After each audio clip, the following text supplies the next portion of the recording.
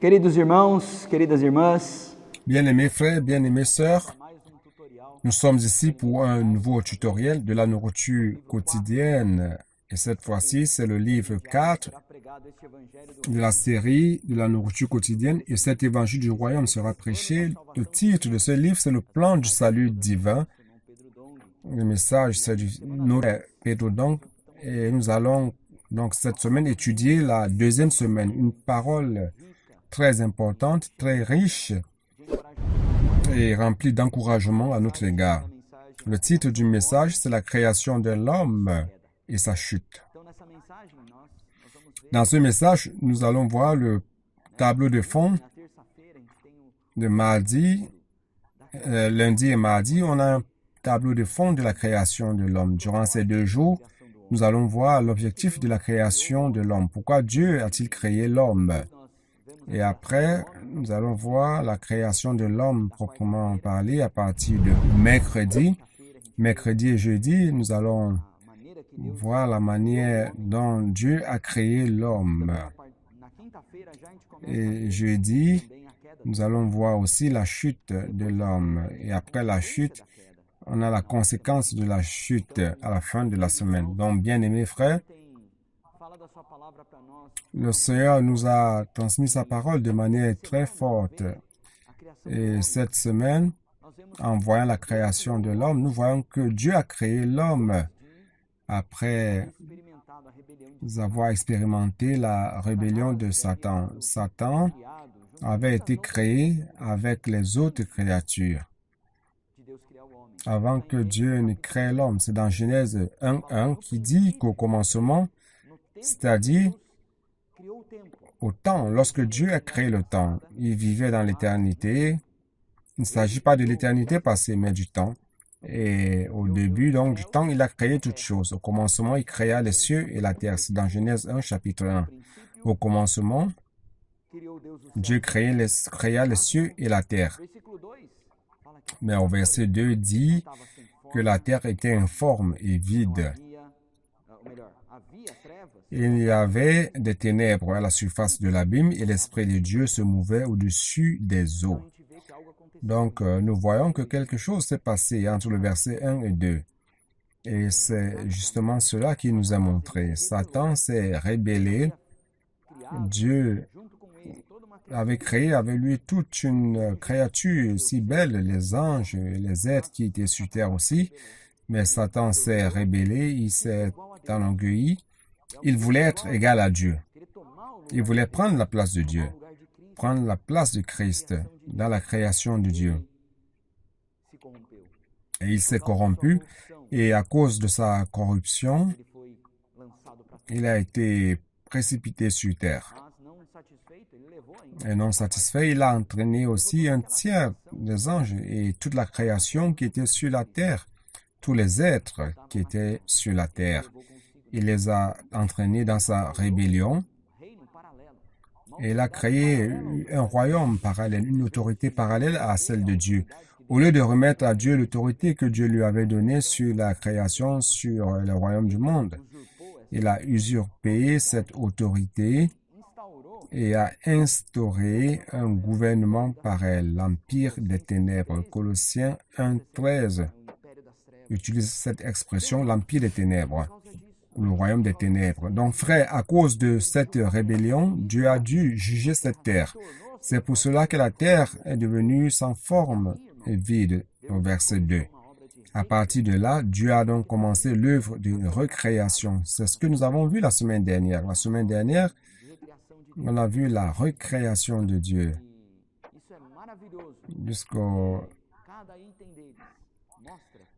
Nous voyons que ça, c'est merveilleux parce que à chaque étape, nous voyons comment Dieu, à travers la création des choses physiques, il avait l'intention d'apporter ce qui était réel, spirituel, car Dieu lui-même est la source de la création.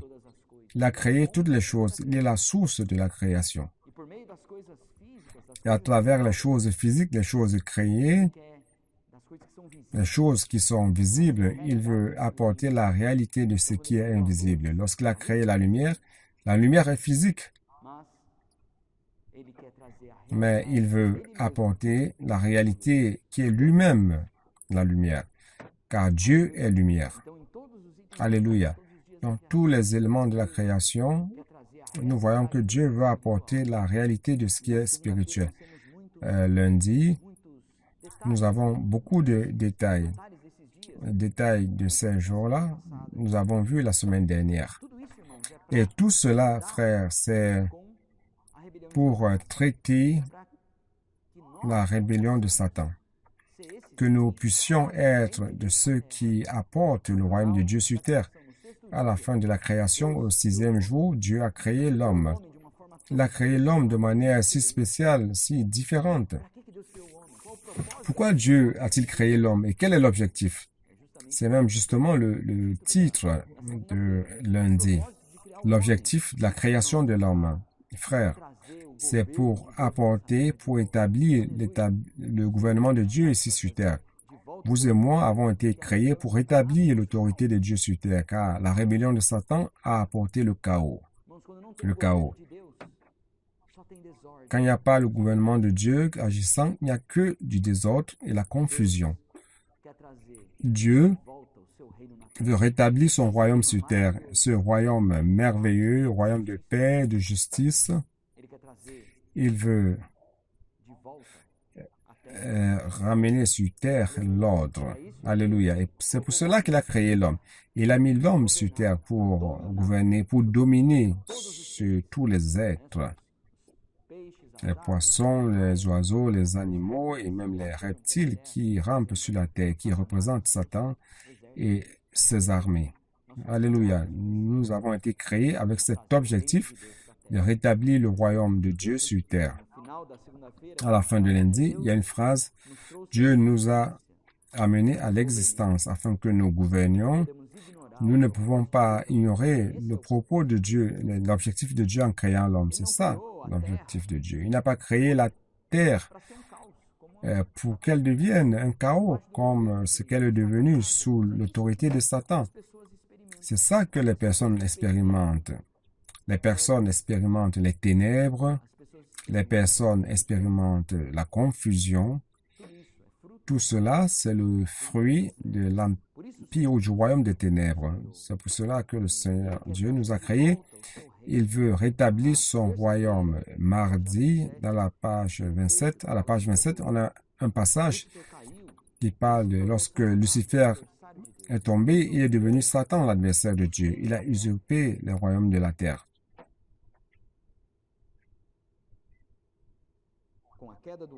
Avec la chute de l'homme, cela s'est consolidé. Ainsi, un espace sans la domination de Dieu a surgi. Un espace dans lequel le diable s'est installé comme prince de ce monde. L'adversaire s'est déconnecté de Dieu lui-même, qui est la vérité, la réalité. Et à la place, il a installé le chaos, le mensonge. Il a installé le chaos, le mensonge et l'injustice dans le monde, car il ne s'est jamais affirmé dans la vérité. C'est Jean 8, 44 qui dit, lorsque Satan parle du mensonge, il parle ce qui lui est propre, car il est menteur, père du mensonge et meurtrier dès le début. Il ne s'est jamais affermi dans la vérité. Satan ne s'affermit pas dans la vérité. Il est menteur, il est faux, il est trompeur. Mais nous rendons grâce à Dieu car il a créé l'homme pour rétablir son royaume. Le fondement de ce royaume, c'est la justice. Dans le psaume 89, 14, dit que la justice et le droit sont le fondement de son trône. Grâce et vérité te précèdent. Alléluia. Le fondement du trône de Dieu, c'est la justice et le droit.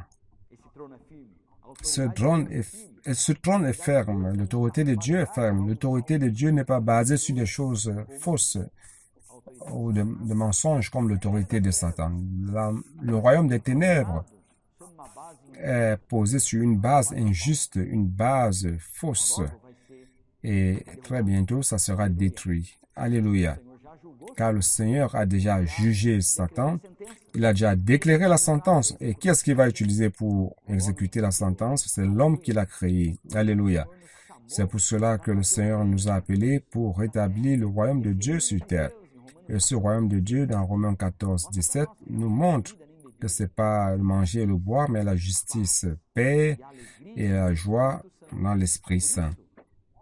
C'est pour cela que l'homme est venu sur terre. Il a été créé par Dieu sur terre pour rétablir le royaume de Dieu. Lorsque le royaume de Dieu est rétabli, la justice reviendra à le trône sur sa justice.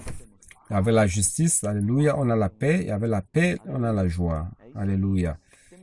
Nous avons cela, frère. Et lorsque nous prêchons l'évangile, lorsque nous prions pour les personnes, qu'est-ce que nous sommes en train de faire?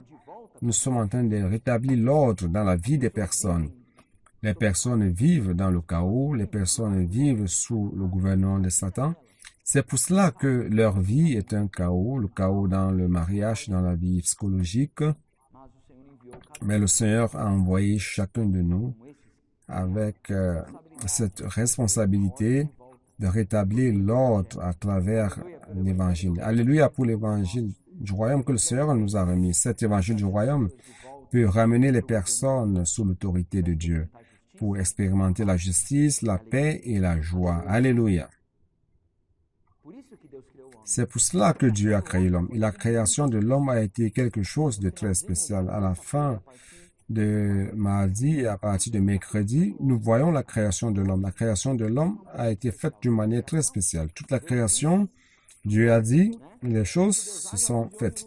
Dieu a dit que la lumière soit et la lumière fut. Et il a créé les animaux, les luminaires, il a créé les animaux. Mais lorsqu'il a créé l'homme, c'était différent. Dieu a mis la main à la pâte. Il a pris la poussière, la boue, la poussière, il a mélangé et de la boue, il a formé le corps de l'homme, une poupée de boue. Et après avoir formé cette poupée de boue, il a soufflé dans les narines de cette poupée de boue. Et lorsqu'il a fait cela, cette poupée de boue a reçu la vie, une âme vivante. C'est dans Genèse chapitre 2, verset 7. L'Éternel Dieu forma l'homme de la poussière de la terre et souffla dans ses narines un souffle de vie, et l'homme devint un être vivant, ou une âme vivante. Nous voyons durant cette semaine, mercredi, ça vaut la peine de ruminer et de bien pénétrer dans cette parole, car nous commençons à comprendre comment Dieu nous a créés. Et nous pouvons voir comment nous devons vivre. Une fois que nous nous rendons compte de comment nous avons été créés et l'objectif de notre création, nous savons aussi comment nous devons vivre. Alléluia. Lorsque Dieu a soufflé dans les narines de cette poupée de boue, il a dit ici qu'il a soufflé le souffle de vie. Souffle de vie est traduit dans d'autres lieux comme Proverbe 20, 27, comme esprit de l'homme. Et Proverbe 20 dit que l'esprit de l'homme, c'est la lampe du Seigneur qui perscrute l'homme le plus intime du corps. Alléluia. Donc ce souffle de Dieu, c'est l'esprit. Dans d'autres passages, par exemple, dans Job 33, verset 4, c'est une autre parole, un autre mot qui est utilisé pour l'esprit. L'esprit de Dieu m'a créé et le souffle du Tout-Puissant m'anime ou me donne la vie. Et ici, le mot esprit, je ne sais pas si je vais bien prononcer, mais c'est ruach en hébreu. Et ce mot avec neshama, les deux peuvent être interchangeables. On peut changer une par l'autre. C'est le souffle de Dieu.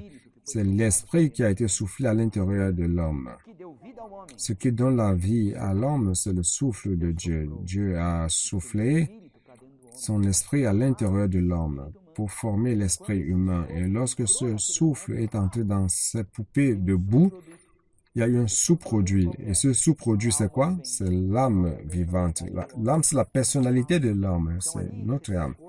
Alors là, vous avez le corps fait de boue, l'esprit soufflé directement par Dieu et l'âme de l'homme qui a commencé à vivre et qui a maintenant une personnalité. Nous avons tous, chacun, une personnalité. Nous sommes tous différents. Parce que Dieu nous a créés ainsi, il nous a créés de manière merveilleuse. Et ce verset de Job 38, 2 dit, c'est merveilleux, qui dit ceci. 32, 8. Il y a un esprit à l'intérieur de l'homme et le souffle du Tout-Puissant le rend sage. Alléluia. Nous prenons conscience que nous avons une vie car le souffle de Dieu en nous. L'esprit nous a été transmis. C'est merveilleux. Donc ce corps qui vient de la poussière de la terre retournera à la poussière. Ecclésiaste 12, 7. Ce corps va retourner à la poussière, mais l'esprit et l'âme de l'homme sont éternels. Parce que quand Dieu a créé l'homme, il a mis en l'homme. C'est quelque chose d'éternel, c'est l'esprit. Ecclésiaste 3, 11 dit que Dieu a mis l'éternité dans le cœur de l'homme. Bien que l'homme ne puisse pas saisir l'œuvre que Dieu a faite du commencement jusqu'à la fin. Alléluia. Dieu a mis l'éternité dans le cœur de l'homme lorsqu'il a soufflé son souffle de vie à l'intérieur de l'homme. Et cet homme est devenu une âme vivante. Quelqu'un qui maintenant est éternel, qui a quelque chose de Dieu en lui-même. Donc la question c'est, où est-ce que l'homme va passer son éternité? Et c'est là où nous entrons en jeu, où nous devons prêcher l'évangile, chaque personne. Toute personne qui n'a pas reçu le Seigneur, qui n'a pas reçu l'Esprit de Dieu à l'intérieur de lui, ça c'est le premier souffle pour créer l'homme. Mais après l'avoir créé, l'homme doit recevoir Dieu à l'intérieur de lui dans son esprit. C'est pour cela que dans Jean 4, lorsque le Seigneur parlait à la femme samaritaine, il a dit à cette femme-là que le moment viendra et est déjà venu où les véritables adorateurs adoreront le Père en esprit et en vérité. Alléluia. L'heure est arrivée, frère, d'amener les personnes à recevoir le deuxième souffle de Dieu, à recevoir l'Esprit à l'intérieur d'eux. Comme le Seigneur Jésus a soufflé sur les disciples et a dit, recevez l'Esprit Saint. C'est dans Jean 20. Frère, lorsque nous allons dans les rues et que nous parlons aux personnes en disant, puis-je prier pour vous? Nous serons en train de leur donner l'opportunité de recevoir l'Esprit de Dieu à l'intérieur d'eux, de changer leur destinée dans l'éternité. S'ils ne reçoivent pas le Seigneur, ils vont dans le lac de feu. Ils vont vivre éternellement dans le lac de feu. Alors, quelque chose de terrible. Mais si nous sommes fidèles, la mission que Dieu nous a donnée, en prêchant l'Évangile, amenant l'Évangile aux personnes et priant pour elles, priant dans les rues, sortant avec toute l'Église, sortant, faisant le colportage par heure, prenant un temps pour prêcher l'Évangile, prier pour les personnes, de transmettre la parole de Dieu et les livres. Frère, si nous jouons notre rôle, beaucoup seront sauvés de l'empire des ténèbres et leur destinée sera changée. Alléluia, ça c'est merveilleux. Donc Dieu a créé l'homme de cette manière. Pourquoi? Parce que le royaume de Dieu n'est pas terrestre, c'est céleste.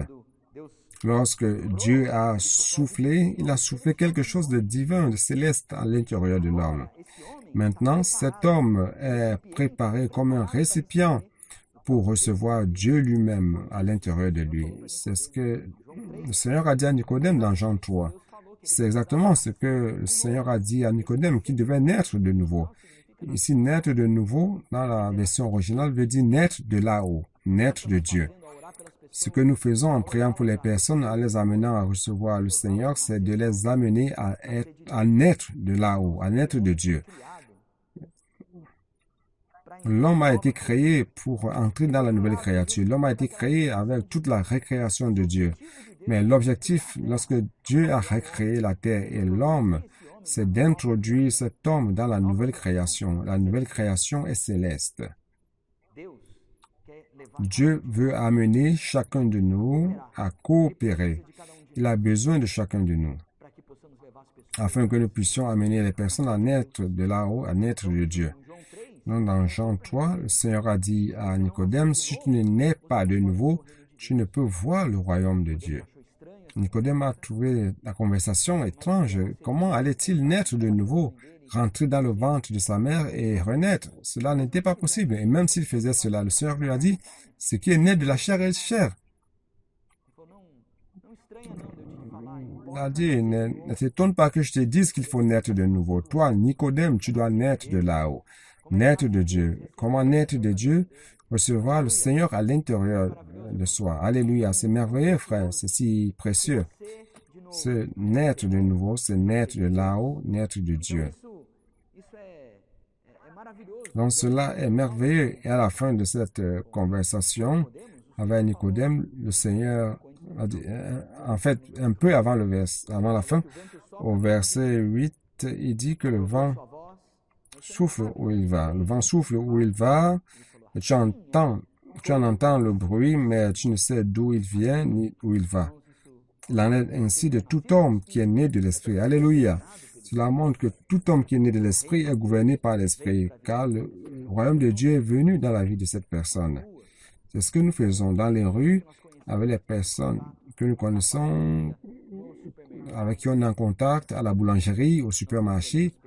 Nous devons amener les personnes à recevoir Dieu lui-même à l'intérieur d'elles et les ramener sous l'autorité de Dieu. Et avoir la possibilité de vivre étant guidés par l'Esprit de Dieu. Alléluia. Nous pouvons aujourd'hui, frères, être conduits par le souffle de Dieu. C'est ce que le Seigneur veut, c'est ce qu'il désire. L'homme a été créé de cette manière, capable de recevoir Dieu lui-même en naissant de là-haut. C'est précieux. Mais Satan est venu, il a trompé Ève. Et nous allons voir maintenant la chute de l'homme à partir de jeudi, la moitié de jeudi, jusqu'à la fin de vendredi, on a la chute de l'homme. Alors, comment Satan a amené l'homme à la chute? Il a amené l'homme à la chute travaillant dans la pensée d'Ève. Il lui a posé une question. Il a établi un dialogue avec elle. Le serpent a trompé Ève, corrompant sa pensée. C'est ce que Dieu a dit, que vous ne devez pas manger de tous les arbres du jardin. Et Ève a été amenée dans sa pensée à vouloir défendre Dieu en disant non, c'est jamais. Et lorsqu'elle a répondu à Satan, Ève est tombée dans son piège. Pourquoi? Parce que la pensée humaine, c'est le terrain que Satan utilise pour tromper l'homme. La sphère de la pensée, des raisonnements, c'est la sphère de Satan. Satan gagne la guerre sur ce plan terrestre à travers les raisonnements, à travers notre pensée. Donc, c'est pour cela, frère, que nous ne devons pas écouter Satan. N'établissons pas le dialogue avec le serpent. Si vous établissez le dialogue avec le serpent, par exemple, une pensée vient à vous, Satan lance une pensée et vous commencez à cogiter ces paroles, ce sentiment que Satan a semé dans notre pensée. Et c'est ainsi que la chute vient, le péché. Et ça s'est passé comme cela avec Ève. 2 Corinthiens 11, 3, Paul dit qu'il avait peur.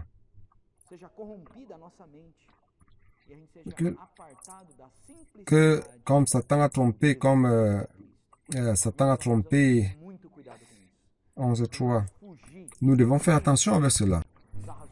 Il toutefois de même que le serpent séduisit Ève par sa ruse, je crains que vos pensées ne se corrompent. Nous devons faire attention et fuir des raisonnements, fuir des choses que Satan implante dans notre pensée. Oh Seigneur Jésus, cette semaine, frères, apprenons à vivre par l'Esprit, à vivre sur le plan céleste.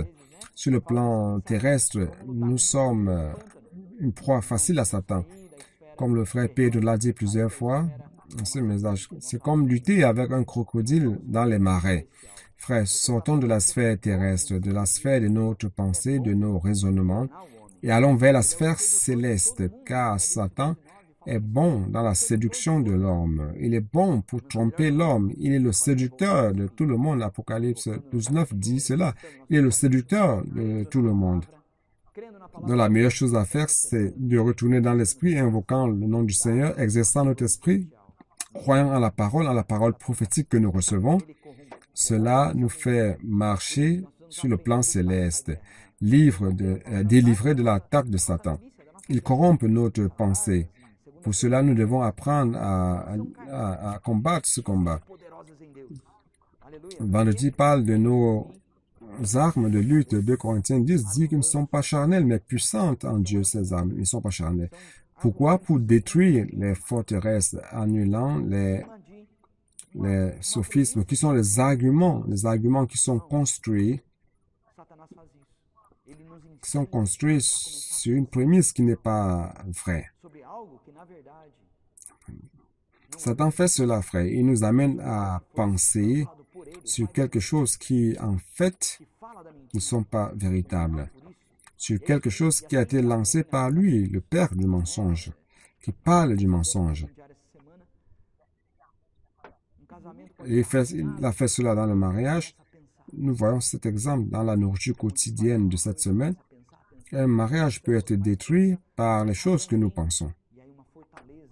Le conjoint fait quelque chose, vous commencez à penser, et plus vous pensez, plus vous commencez à raisonner, et une forteresse est érigée. Et cette forteresse érigée fait en sorte que nous nous fermions et que Dieu n'arrive même plus à nous parler.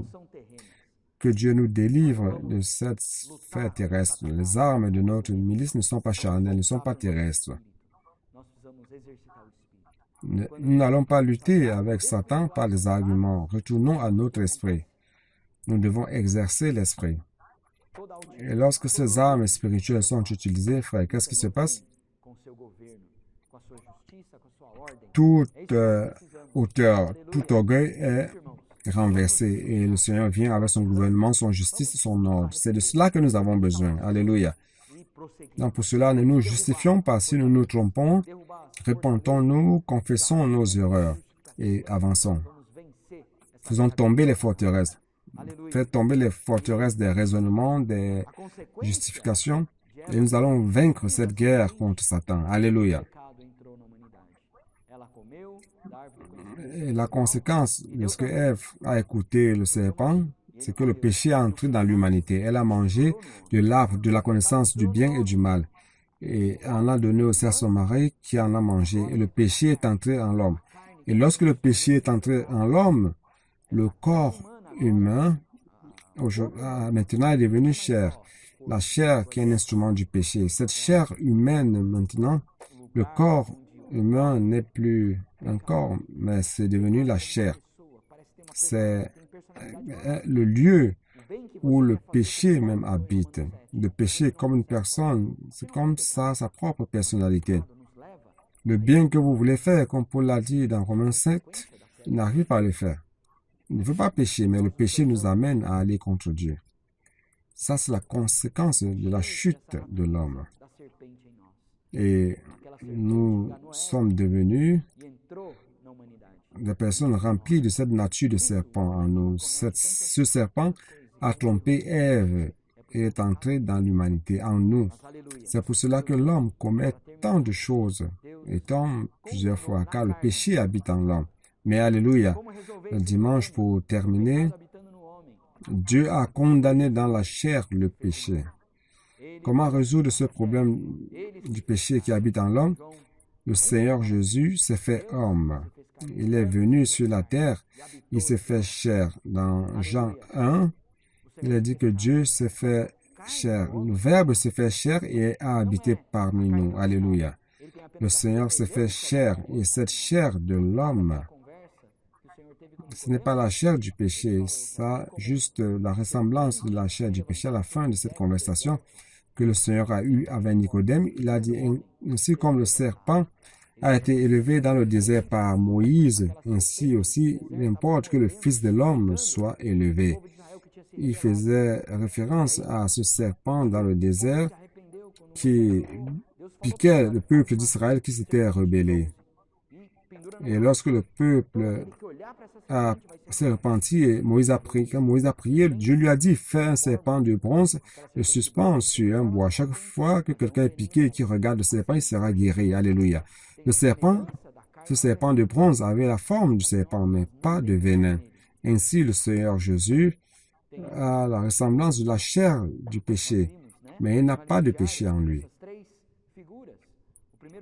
Il y a cette image dans la nourriture quotidienne, ces trois figures. Le premier cercle représente le Seigneur Jésus, avec la ressemblance de la chair du péché. C'est juste une ressemblance, mais il n'a pas de péché en lui. Le deuxième cercle montre, qui est rempli, montre que lorsqu'il était dans la ressemblance, que lorsqu'il avait la ressemblance de la chair pécheresse, c'était un piège pour Satan. La chair du péché a été emprisonnée, le péché a été emprisonné et amené à la croix. Lorsque ça a été amené à la croix, Dieu a condamné dans sa chair le péché. À la croix, le Seigneur a éliminé le péché. Grâce au Seigneur. Le Seigneur est si merveilleux, si précieux, qu'il nous a sauvés, il nous a donné le salut. Bien que l'homme est tombé, le Seigneur nous a sauvés, le Seigneur nous a délivrés de la chair, il nous a délivrés par la loi de l'esprit de vie. Et aujourd'hui, nous pouvons toucher le Seigneur, nous pouvons être délivrés de toute action du péché. Car le Seigneur Jésus est mort à la ressemblance de la chair pécheresse. Romains 8:3 dit, car chose impossible à la loi, parce que la chair la rendait sans force, Dieu a condamné le péché dans la chair, en envoyant à cause du péché son propre Fils dans une chair semblable à celle du péché. Et cela afin que la... Alléluia. Aujourd'hui, nous pouvons vivre par l'Esprit. Vivre par l'Esprit, non sur le plan terrestre, mais sur le plan céleste. Nous avons été créés pour vivre sur le plan céleste. Nous avons été créés pour vivre au ciel. Alléluia. Nous sommes appelés pour vivre comme cela, marcher par l'Esprit, vivre par l'Esprit, croire en la parole prophétique. Cette parole élimine les sophismes et c'est une arme puissante en Dieu pour annuler les sophismes dans notre pensée. Alléluia.